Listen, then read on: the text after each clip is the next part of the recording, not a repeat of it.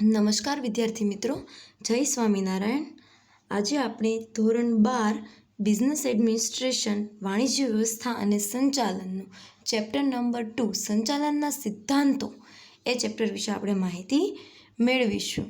અગાઉ આપણે ઓફલાઈન ક્લાસીસની અંદર આપણે સંપૂર્ણ સિલેબસ એ પૂર્ણ કરેલ છે. રિવિઝન સ્વરૂપે આપણે ફર્સ્ટ ચેપ્ટર ન લેતા આપણે સેકન્ડ ચેપ્ટરથી શરૂઆત કરીશું. ફર્સ્ટ ચેપ્ટર તમે વારંવાર વાંચતા હોવ છો એટલે આપણે સેકન્ડ ચેપ્ટર સંચાલનના સિદ્ધાંતો પ્રિન્સિપલ ઓફ મેનેજમેન્ટથી રિવિઝનની શરૂઆત કરીશું. સૌપ્રથમ આપણે જોઈએ પ્રસ્તાવના, કે સંચાલનની પ્રસ્તાવના જોવાની છે, સંચાલનના સિદ્ધાંતોની. સંચાલન એ સદીઓથી ચાલતી આવતી પ્રક્રિયા છે. કે સંચાલન એ આજકાલથી આવતી પ્રક્રિયા નથી, એ સદીઓ એટલે કે આપણા ઇતિહાસમાં પણ સંચાલન જોવા મળે છે. કંઈક ને કંઈક પ્રવૃત્તિમાં આપણે સંચાલન થતું જોવા મળતું હોય છે. ઇતિહાસ પર નજર કરતાં દુનિયાના તમામ દેશ અનેકવિધ પ્રવૃત્તિઓમાં સંચાલનના તત્વો જોવા મળે છે. કે આપણે આપણી પાછળ આપણે નજર કરીએ, કે આપણે ઇતિહાસમાં આપણે નજર કરીએ તો દુનિયામાં અથવા તો આખા બધા તમામ દેશો છે એ કાંઈક ને કંઈક પ્રવૃત્તિથી જોડાયેલા છે. આ પ્રવૃત્તિઓમાં આપણને સંચાલન જોવા મળતું હોય છે. કે સંચાલનના જે તત્વો છે, કઈ રીતે સંચાલન કરવું, એ એક આઈડિયલ સ્વરૂપે આપણને માર્ગદર્શક સ્વરૂપે આપણને ઇતિહાસ શીખવાડતો હોય છે. ભારતમાં ચંદ્રગુપ્ત મૌર્યના શાસનમાં રાજ્ય વ્યવસ્થા અને છત્રપતિ શિવાજી મહારાજના સમયમાં યુદ્ધ રણનીતિની વ્યૂહરચના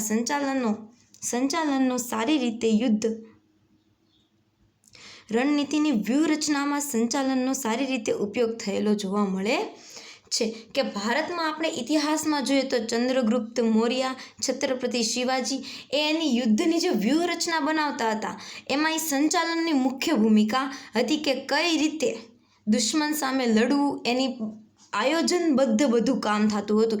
એ ક્યારે થઈ શકે આયોજનબદ્ધ? જ્યારે એક શ્રેષ્ઠ સંચાલક હોય, અને શ્રેષ્ઠ સંચાલક ક્યારે બને છે? જ્યારે એનું સંચાલન શ્રેષ્ઠ હોય.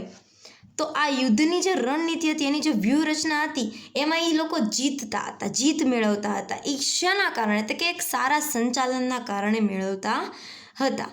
અનેક સંચાલન શાસ્ત્રીઓ, ચિંતકો, વિચારકો અને લેખકોના સમય પર સંચાલનની અવધારણાનું મૂલ્યાંકન અને પુનઃ વિચારણા કરી નવા સિદ્ધાંતોનું પ્રતિપાદન કર્યું છે. કે જેમ જેમ સમય બદલાતો ગયો તેમ સંચાલન એની વ્યાખ્યા પણ બદલાતી ગઈ છે. કે નવા શાસ્ત્રીઓ આવ્યા, ચિંતકો આવ્યા, વિચારકો આવ્યા, લેખકો આવ્યા. એણે સમયે સંચાલનની અલગ વ્યાખ્યા આપી છે. કઈ રીતે? તો કે એનું મૂલ્યાંકન કરીને, કે જેવી પદ્ધતિ છે, જેવી પ્રવૃત્તિ છે, એને અનુરૂપ આપણે સંચાલન કરવું જોઈએ. એની પુનઃ એ લોકોએ વિચારણા કરી, એટલે કે બીજી વાર એ લોકોએ એની વિચારણા કરી. જે કાંઈ પણ પ્રવૃત્તિ હતી, પહેલાં સંચાલન હતું એની ઉપર, અને ત્યારબાદ એના નવા સિદ્ધાંતો આપ્યા અને એનું પ્રતિપાદન પણ કર્યું છે, કે એનો અમલ પણ કર્યો છે. આમ સંચાલનના ખ્યાલનો ઇતિહાસ ખૂબ જ પ્રાચીન છે. કે સંચાલન એ આજકાલની પ્રવૃત્તિ નથી, એ ખૂબ જ પહેલાંની, કે ઇતિહાસની પ્રવૃત્તિ છે, અને સમયાંતરે બદલાતો રહ્યો છે. કે ઇતિહાસમાં જેવું સંચાલન હતું અત્યારે એવું જોવા મળતું નથી, થોડુંક અલગ, એટલે કે જેમ પરિસ્થિતિને અનુરૂપ સંચાલન જોવા મળે છે. કેટલાક વર્ષોમાં સંચાલનની વિચારધારાઓ જુદા અભિગમ સ્વરૂપે રજૂ થતી રહી છે. ફ્રેડરિક ટેલરથી લઈ અને Henry Fayol, Gilbreth, Max Weber, Chester Barnard, Peter F Drucker અને સી કે પ્રહલાદન જેવા સંચાલક શાસ્ત્રીઓએ વિવિધ સિદ્ધાંતોના પ્રતિપાદન દ્વારા, કે એના અનુસરણ બાદ, પ્રતિપાદન એટલે કે એ લોકોએ આ જે સંચાલન છે એનું અનુસરણ કર્યું છે, એની બાદ સંચાલનના સિદ્ધાંતોને યુગાનુકૂળ કરવાના મહત્વનો ફાળો આપ્યો છે.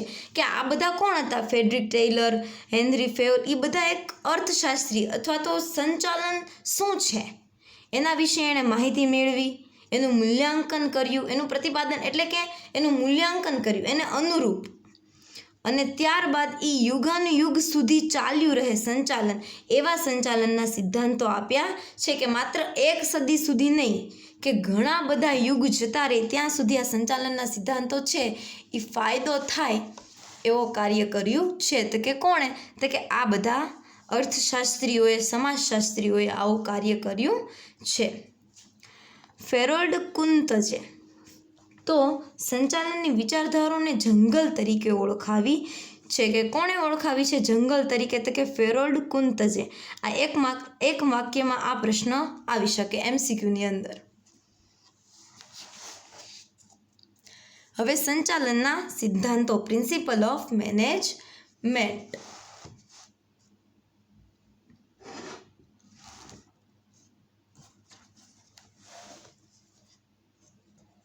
અર્થ: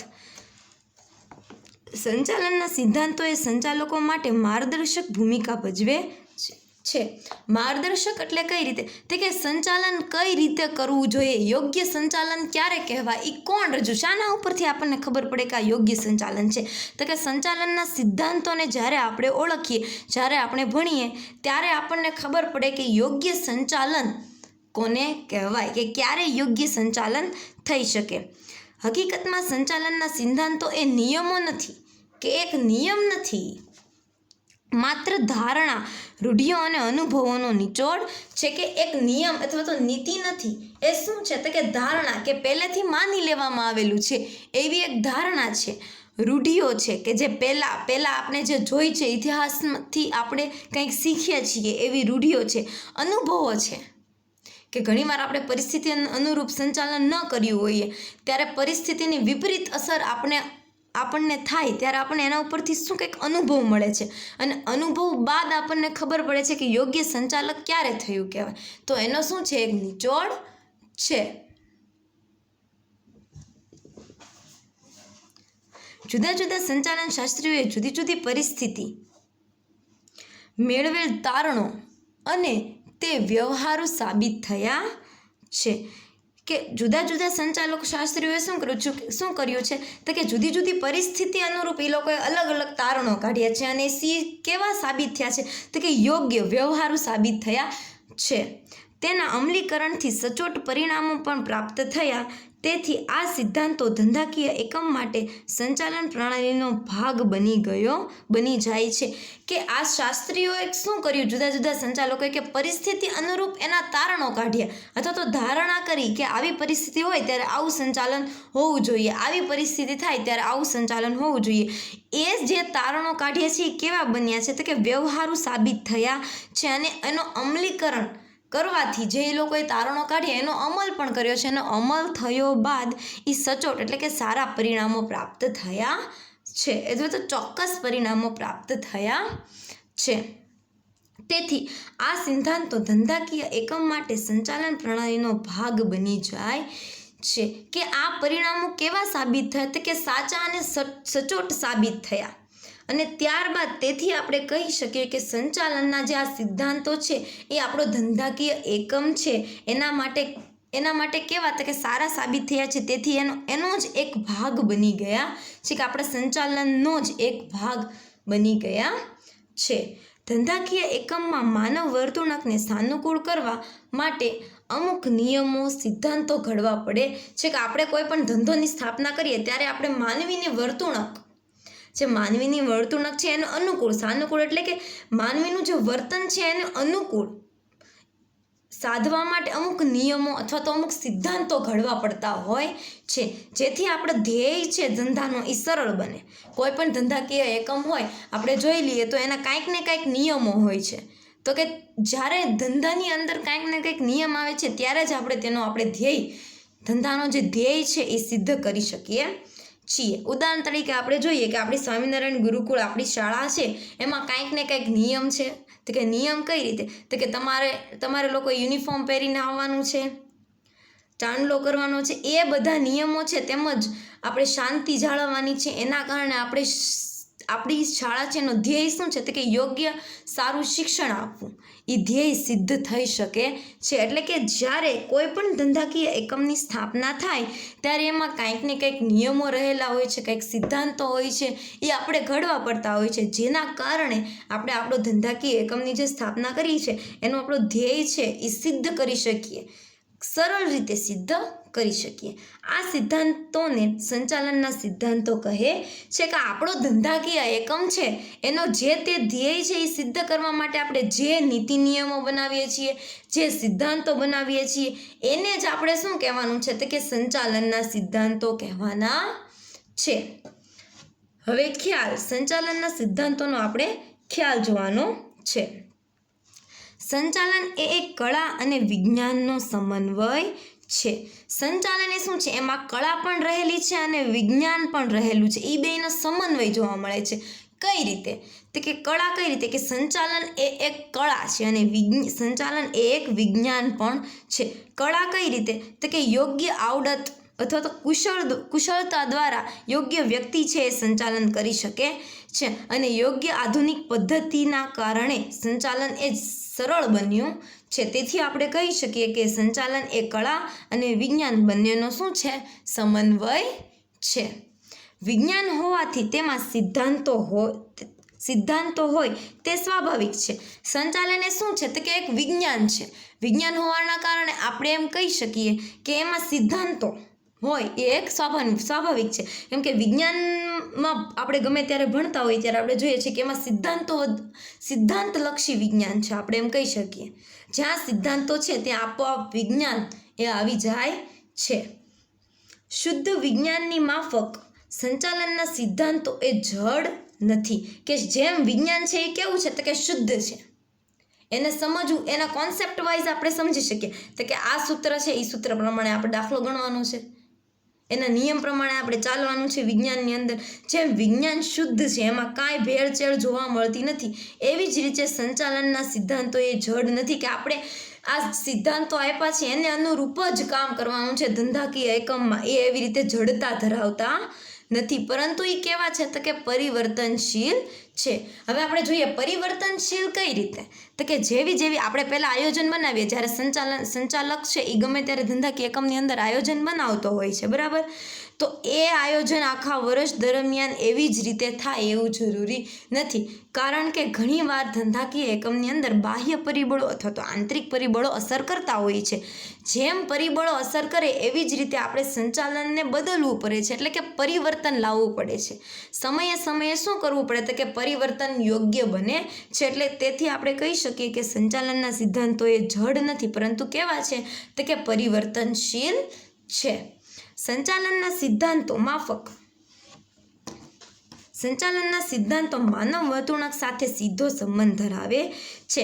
કે ધંધાકીય એકમની અંદર કર્મચારીઓ છે એનું વર્તણૂક કેવું છે, એનું વર્તન કેવું છે, એને અનુરૂપ છે યોગ્ય સંચાલક છે એ સંચાલન કરતો હોય છે. એટલે આપણે કહી શકીએ કે સંચાલન છે એના સિદ્ધાંતો છે એ માનવ વર્તન કે માનવની વર્તણૂક સાથે કેવો સંબંધ ધરાવે છે તો કે સીધો સંબંધ ધરાવે છે. તેથી જ સમયાંતરે તેમાં જરૂરી ફેરફારો કરી નવા સિદ્ધાંતોના ઉમેરાને અવકાશ રહે છે. કે તેથી જ આપણે માનવીને અનુકૂળ હોય કે એના કર્મચારીઓ છે એને અનુકૂળ હોય એવી રીતે આપણે સમયે સંચાલન છે એ બદલતા હોઈએ છીએ કે એમાં કંઈક ને કંઈક કર્મચારીઓને અનુરૂપ હોય, એને અનુકૂળ હોય એવા ફેરફારો આપણે કરતા હોઈએ છીએ. માનવ વર્તણૂક અને ટેકનોલોજી એવા પરિબળો છે કે જે સમયાંતરે બદલાતા રહે છે. આ પરિવર્તનોને પહોંચી વળવા સંચાલનના સિદ્ધાંતોમાં ફેરફાર થતો રહે છે. કે ટેકનોલોજી નવી આવી હોય તો આપણે વર્તન છે એ પ્રમાણે આપણે સંચાલન છે એ બદલવું પડે.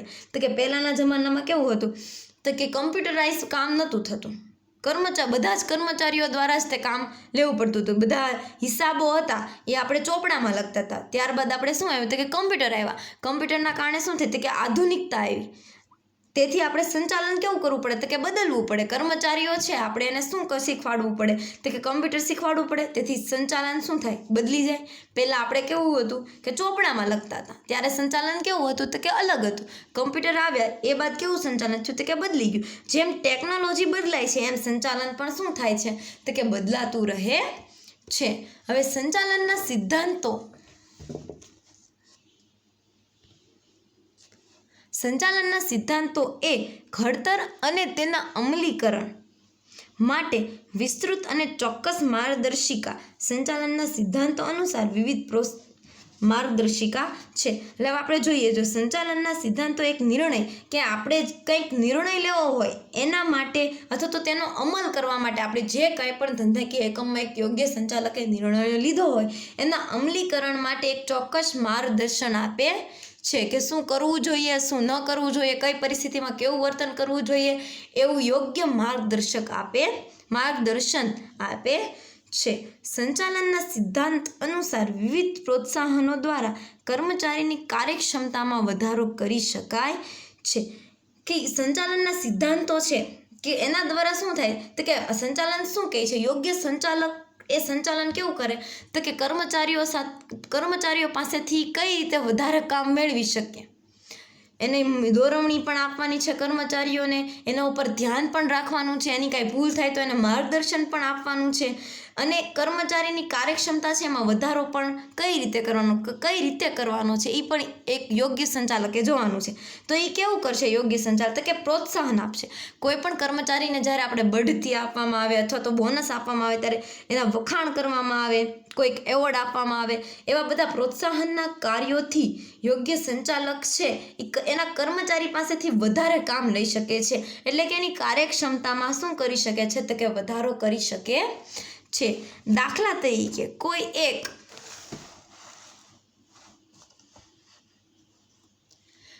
એક કર્મચારી બઢતી અંગેના નિર્ણય માટે તેની નોકરીના વર્ષોને આધારભૂત ગણવામાં આવે છે, જ્યારે અન્ય એકમમાં કર્મચારીની કાર્યદક્ષતાને ધ્યાને લઈ અને બઢતી આપવામાં આવે છે. કઈ રીતે તો કે કોઈ કર્મચારી હોય એકને એક જગ્યાએ ઘણા વર્ષોથી કામ કરતો હોય તો એ બધા વર્ષો છે એના આધારે આપણે નક્કી કરી શકીએ કે એનું કાર્ય કેવું છે, એની કાર્ય અંગેની કુશળતા કઈ છે, એની કાર્યદક્ષતા એટલે કે એની કાર્યક્ષમતા કેવી છે, એને ધ્યાનમાં લઈને એને શું આપવામાં આવે તો કે બઢતી આપવામાં આવે, પ્રમોશન આપવામાં આવે એના કાર્યની અંદર.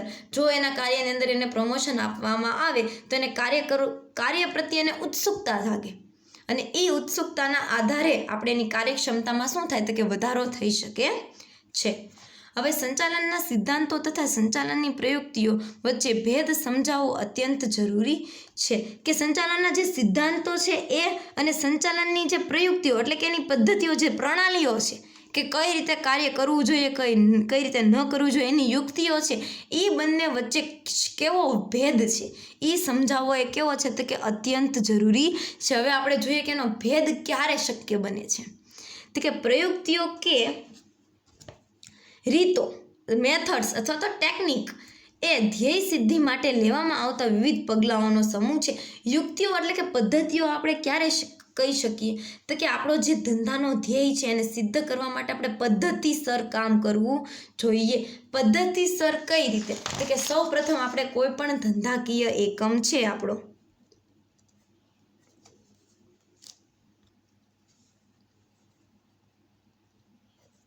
એની અંદર આપણે સૌ પ્રથમ કાર્ય કેવું કરશું તો કે આયોજન કરશું.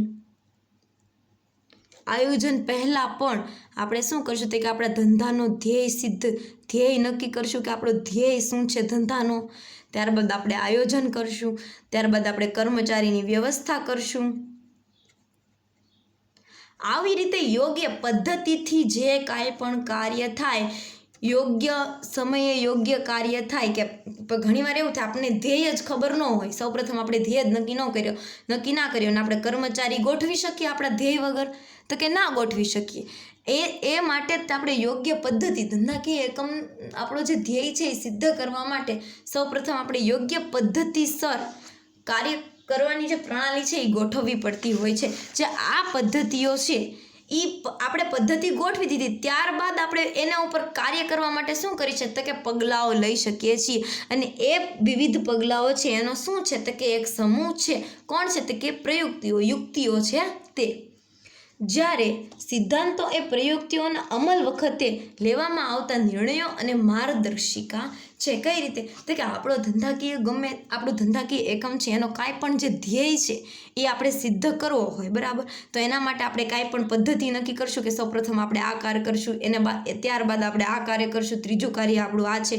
એ પદ્ધતિ નક્કી કર્યા બાદ એ પદ્ધતિની અંદર આપણે જે કાંઈ પણ નિર્ણયો લઈએ છીએ એ શું છે તો કે એ સિદ્ધાંતો છે. એ શું છે તો કે સંચાલનના સિદ્ધાંતો છે. અને જે આપણે પદ્ધતિ નક્કી કરી છે એ શું છે તો કે પ્રયુક્તિઓ છે. એટલે હવે સમજાણું કે પ્રયુક્તિઓ શું છે અને સંચાલનના સિદ્ધાંતો શું છે. સંચાલનની પ્રયુક્તિ એ છે કે સંચાલનની જે આપણે પ્રવૃત્તિઓ ક્રમબદ્ધ કરીએ છીએ તે, અને એની અંદર જે પદ્ધતિ છે એની અંદર આપણે જે કાંઈ પણ નિર્ણય લઈએ છીએ એ શું છે તો કે સંચાલનના સિદ્ધાંતો છે. પ્રયુક્તિઓની જેમ જ સિદ્ધાંતો અને મૂલ્યો વચ્ચે ભેદ સમજાવવો પણ અત્યંત જરૂરી છે. કે જેમ આપણે પ્રયુક્તિઓ અને સંચાલનનો જે ભેદ જોયો એ જ રીતે આપણે સંચાલન અને મૂલ્યો કે આપણી જે વેલ્યુઝ છે એ વચ્ચેનો ભેદ પણ સમજવો આપણે ખૂબ જ જરૂરી છે. મૂલ્યો એ સ્વીકાર્ય અથવા ઈચ્છનીય હોય છે અને તે નૈતિકતા સાથે સંબંધ ધરાવે છે. કે આપણે આપણા કાર્ય પ્રત્યે કેટલા નિષ્ઠાથી આપણે કાર્ય કરીએ છીએ. ઈમાનદારી, નૈતિકતા એટલે કે આપણે કેટલું ઈમાનદારીથી આપણું કાર્ય કરીએ છીએ તેની સાથે સંબંધ ધરાવે છે. અને જ્યારે સિદ્ધાંતો એ માનવ વર્તણૂક માટેનું સર્વસામાન્ય સત્ય તથા માર્ગદર્શિકા છે. હવે આપણે જોઈએ કે મૂલ્ય અને સિદ્ધાંતો એ બંને વચ્ચેનો ભેદ કેવો છે. મૂલ્યો શું કહે છે તો કે આપણે સંચાલનની અંદર કે આપણે જે કર્મચારી છે જે કાર્ય કરે છે તેની અંદર આપણે કેવા હોવા જોઈએ કર્મચારી તો કે સ્વીકાર્ય, કે એને એ પોતાના કાર્ય પ્રત્યે કેવા હોવા જોઈએ તો કે નૈતિકતા ભર્યા હોવા જોઈએ. કે એ નૈતિકતા ભર્યા એટલે કે એ આપણે બીજા શબ્દોમાં એમ પણ સમજી શકીએ કે કાર્ય પ્રત્યે ઈચ્છનીય હોવા જોઈએ, કે એને કાર્ય કરવાની જે ઉત્સુકતા છે એ જાજી હોવી જોઈએ. અને એના સિદ્ધાંતો જ્યારે શું કહે છે તો કે એના સિદ્ધાંતો છે એ કેવા હોય તો કે જેમાં કર્મચારીઓ છે અને કાર્ય છે એ સ્વીકારી લીધું છે, બરાબર, તો એ પ્રમાણે આપણે એ સ્વીકાર્યું ક્યારે એ કાર્ય તો કે આપણે એને અનુકૂળ હતું એ રીતે વાતાવરણ આપ્યું કર્મચારીઓને, એવા નિયમો બનાવ્યા, એવા સિદ્ધાંતો બનાવ્યા, ત્યારે એ લોકોએ સર્વસામાન્ય એટલે કે સર્વમાન્ય ગણ્યું ને એ કાર્ય. જે કર્મચારી જે છે એને અનુરૂપ આપણે જે કાંઈ નિયમો બનાવીએ છીએ એ માનવ વર્તણૂક અથવા તો એ સિદ્ધાંતો છે. અને અનુરૂપ આપણે જે નિયમો બનાવ્યા છે એને અપનાવે, જે તે કર્મચારી છે એ અપનાવે ત્યારે એ શું થાય તો કે એ મૂલ્યોનો એનો સ્વીકાર કરે છે. એ કાર્ય પ્રત્યે પોતે કેવા છે તો કે નૈતિકતા ભર્યા છે. એટલે હવે આપણે જોયું કે સંચાલનની પ્રયુક્તિઓ અને સંચાલનના સિદ્ધાંતો વચ્ચેનો તફાવત, તેમજ આપણે જોયું કે સંચાલનનો સિદ્ધાંતો અને નૈતિકતા કે કર્મચારીના મૂલ્યો છે એ બંને વચ્ચેનો તફાવત પણ આપણે જોયો. તો આજના લેક્ચરની અંદર આપણે ચેપ્ટર નંબર 2 વાણિજ્ય વ્યવસ્થા અને સંચાલનના સિદ્ધાંતોની પ્રસ્તાવના, સંચાલનના સિદ્ધાંતોનો અર્થ તેમજ ખ્યાલ વિશે આપણે માહિતી મેળવી છે. આવતા લેક્ચરની અંદર આપણે તેના સ્વરૂપ વિશે માહિતી મેળવીશું. સારું, જય સ્વામિનારાયણ વિદ્યાર્થી મિત્રો.